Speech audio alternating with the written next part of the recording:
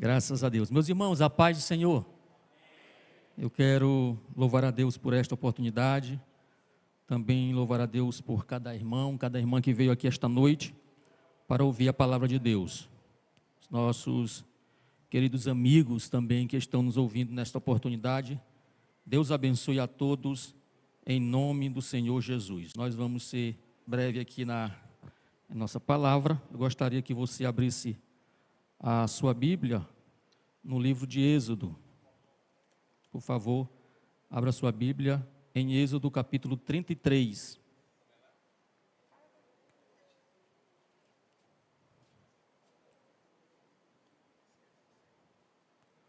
Livro do Êxodo, capítulo 33, apenas o versículo de número 15.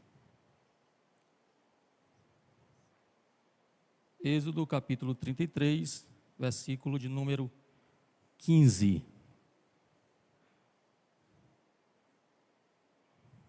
Está escrito assim na palavra do Senhor: Então lhe disse Moisés: Se a tua presença não vai comigo, não nos faças subir deste lugar. Então lhe disse Moisés: Se a tua presença não vai comigo, não nos faças subir deste lugar. Muito bem, meus irmãos, esta passagem bíblica, os irmãos conhecem. Deus conduziu o povo pelo deserto, e o povo de Israel era um povo rebelde, dura cerviz. Deus chama Moisés e diz para ele: Moisés, a minha presença não vai convosco, eu não vou com vocês, mas eu vou mandar um anjo forte. Este anjo vai derrotar os vossos inimigos e vai colocar vocês na terra prometida. A proposta, meus irmãos, de Deus foi até boa. Por quê? Porque Deus disse que mandaria um anjo forte. E Deus cumpriria a promessa colocando o povo dentro da terra de Canaã. Talvez se fosse você, poderia dizer assim: tá ok, Deus, eu aceito tal proposta. Só que Moisés foi bem enfático na sua resposta: não nos faça subir daqui, se a tua presença não for conosco. Moisés entendia o que era a presença de Deus. Quem conhece, quem sabe o que é a presença de Deus, com ele não tem negociação. Moisés sabia muito bem o que a presença de Deus significava na sua vida. A presença de Deus, meus queridos irmãos, ela é importante na vida do homem e na vida de uma mulher. Quando você lê a Bíblia Sagrada, você vai ver que aqueles que valorizaram a presença de Deus, estes tiveram sucesso. Para um homem ter sucesso na vida, para uma mulher ter sucesso na vida, em primeiro lugar, em primeiro plano, ele tem que valorizar a presença de Deus. Valorizar a presença de Deus. Eu me lembro que quando Davi, ele começa a reinar em Israel.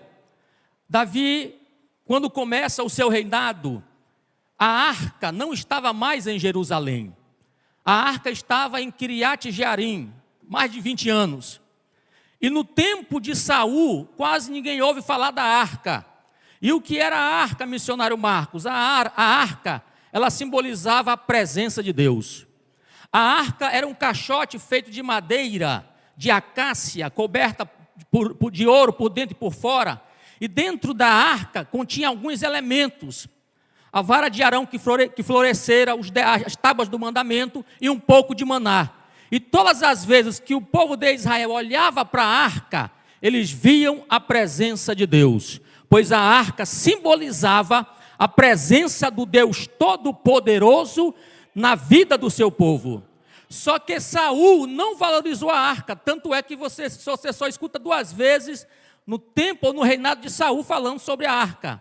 A arca foi levada ainda no tempo de Samuel, quando os filhos de Eli, Ofni e Finéias, trouxeram a arca para o meio do arraial, e fizeram um barulho muito grande, só que eles morreram e a arca foi levada. E a arca passou mais de 40 anos longe de Israel. Só que Davi, quando ele começa a reinar, Davi decide sair de Jerusalém. Ele reúne muita gente e diz o seguinte: nós vamos até Kiriat Jearim e trazer de lá a arca de Deus. Nós vamos trazer a presença de Deus. Em outras palavras, Davi está dizendo: se Deus não reinar comigo, eu não reino. Se Deus não estiver comigo aqui em Jerusalém, eu também não fico, porque eu só fico onde a presença de Deus está.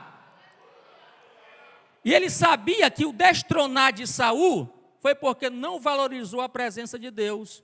E ele não queria cometer o mesmo erro. Ele sai de Jerusalém, vai até a casa daquele homem que estava guardando a arca da aliança. Ele vai até a casa de Abinadab buscar a arca, porque a arca estava sob os cuidados deste homem.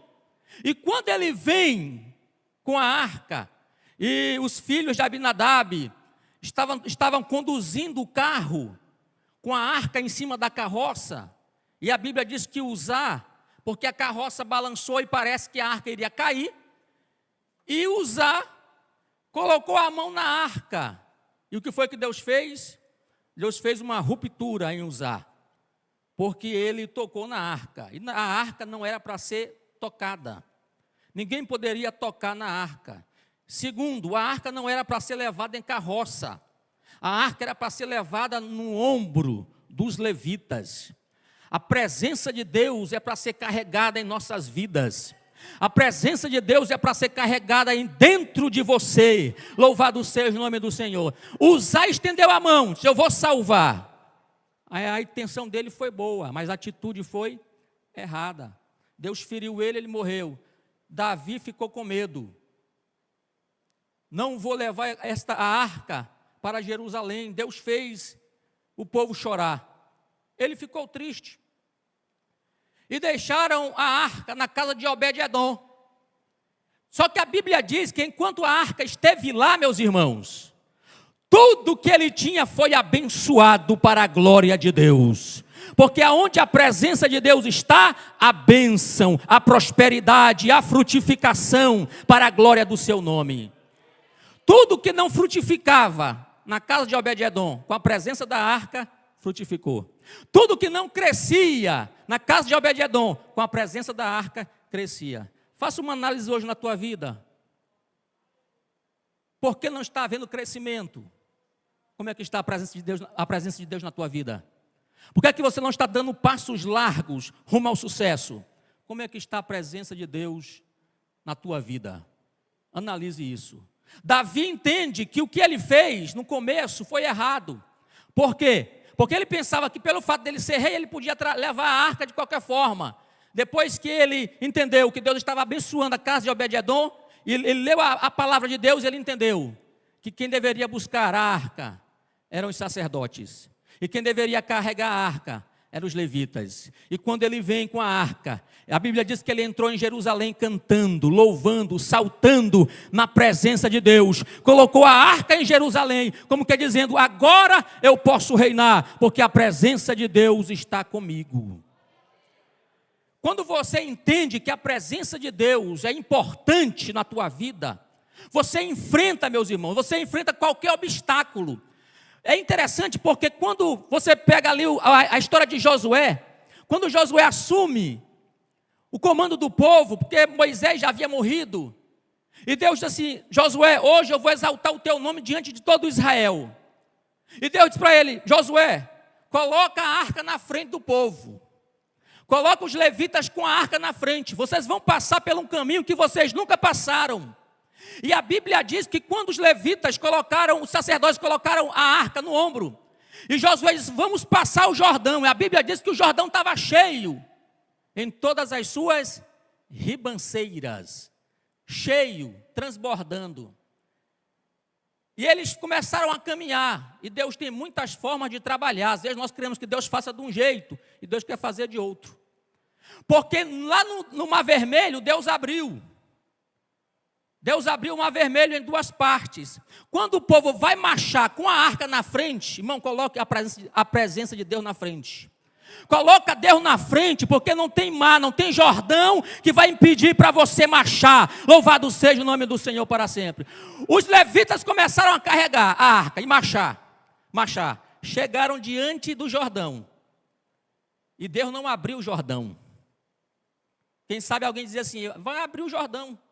Do jeito que Deus fez com Moisés, vai fazer com Josué. Porque eles disseram assim, se o Senhor for contigo, como foi com Moisés, nós seremos contigo também. Só que quando eles chegam diante do Jordão, e o sacerdote coloca o pé, o Jordão não se abre. Eles começam a andar, e o Jordão não se abre. Começam a andar, e o Jordão não se abre. Começam a andar, e o Jordão não se abre. Alguém poderia dizer assim, rapaz, esse negócio de seguir Josué é furada. Vamos largar esse homem de mão, porque o Jordão não abriu, a água está aqui no nosso tornozelo, e aí vai morrer todo mundo afogado. Só que quando a presença de Deus está com o homem, ô glória, Josué diz, fiquem atrás da arca, aleluia. Fiquem atrás da arca, para onde ela for vocês vão atrás, porque vocês vão passar por um caminho que vocês nunca passaram antes. A presença dele é fundamental, meus irmãos, a presença dele é fundamental. Enquanto eles estavam caminhando, e ninguém viu nada acontecer, mas de repente a Bíblia diz, que lá na cidade de Adá, de onde a água do Jordão vinha, descendo, Deus fez uma espécie de ribanceira, pastor Wagner. Deus vedou a água não descia mais, a água começou a baixar. E o povo disse, Deus está com Josué. Oh glória, a presença de Deus está com ele. Louvado seja o nome do Senhor. Aleluia. E Josué disse, peguem aí pedras, coloquem pedras aqui. Para vocês se lembrarem do que Deus fez neste dia. Para vocês se lembrarem como Deus fez nós passarmos no meio do Jordão. E às vezes nós queremos que Deus faça a mesma coisa que Ele fez no mês passado. Deus tem formas de trabalhar. Moisés entendia o que era a presença de Deus. E quando eu leio este texto, que você leu comigo aí em Êxodo, capítulo 33... Quando Moisés, ele valorizou a presença de Deus, Davi valorizou a presença de Deus, Josué também sabia o que era a presença de Deus. Eu entendo, meus queridos irmãos, que há uma vantagem extraordinária e há um sucesso para aquele que valoriza a presença de Deus. O missionário William falou sobre adoração. Nós adoramos a Deus, mas com a presença de Deus. A presença de Deus é importante. E dentro da Bíblia, a palavra de Deus, você vai ver muitas razões para nós valorizarmos a presença de Deus. Eu já citei aqui duas, com Davi e com Josué. Mas existem várias razões para você valorizar a presença de Deus.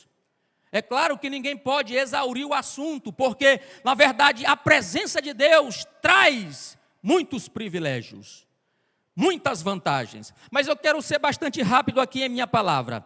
E eu quero dizer aos irmãos que a presença de Deus é tão importante que com a presença dEle na tua vida, você está sempre com um passo à frente. A presença dEle na tua vida, você estará sempre um passo à frente.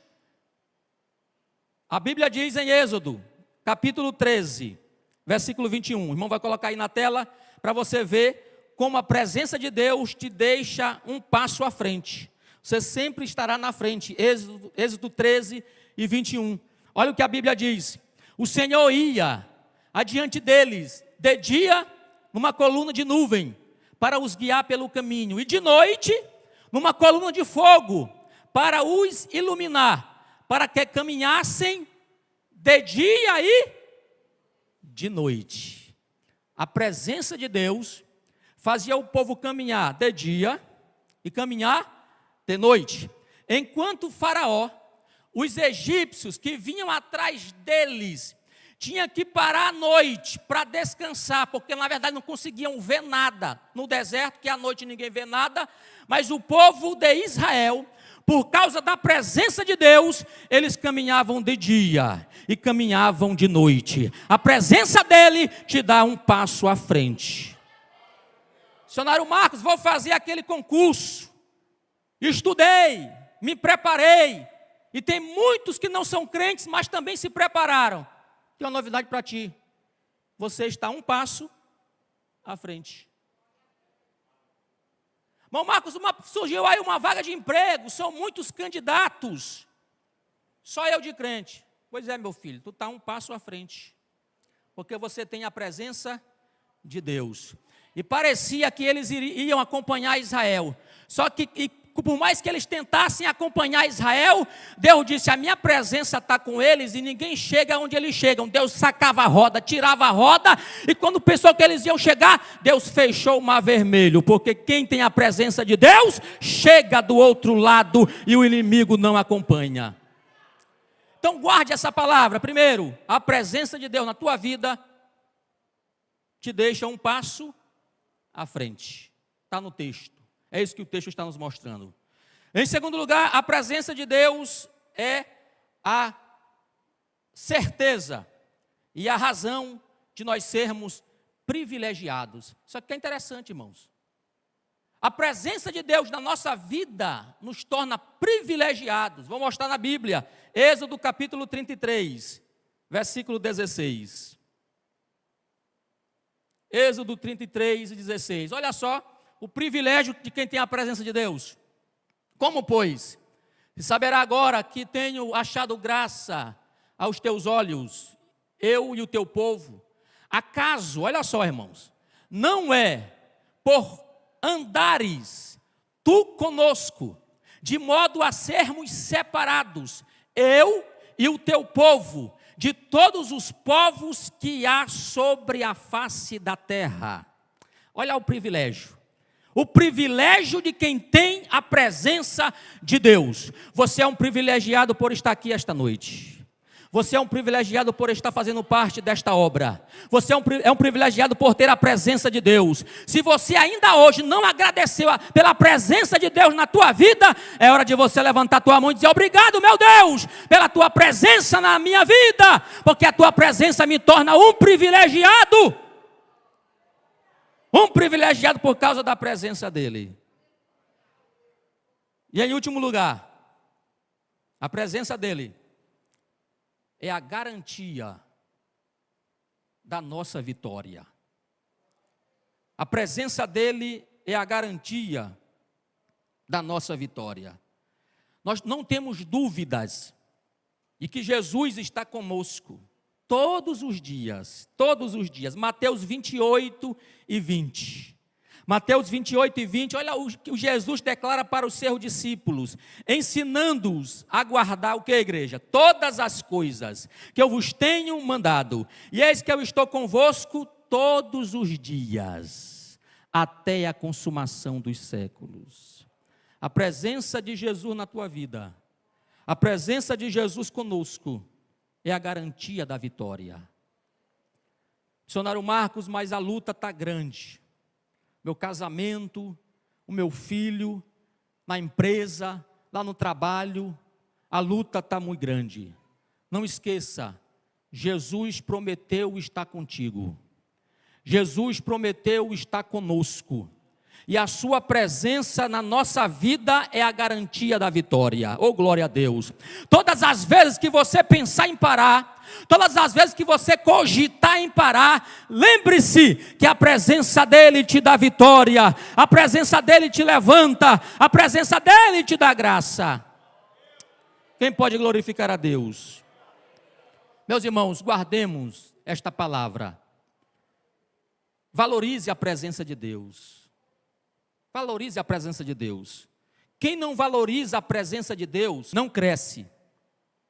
Ele não desenvolve e ele não frutifica. Quem não preserva, quem não valoriza a presença de Deus, não cresce, não desenvolve e não frutifica. Vocês sabem que quando Davi, ele entrou em Jerusalém com a arca, ele tinha uma mulher. Qual era o nome dela? Mical. Essa mulher, diz a Bíblia, que ela ficou no palácio, e Davi entra com a presença de Deus, e diante da presença de Deus você não fica parado, diante da presença de Deus você não fica quieto. Quem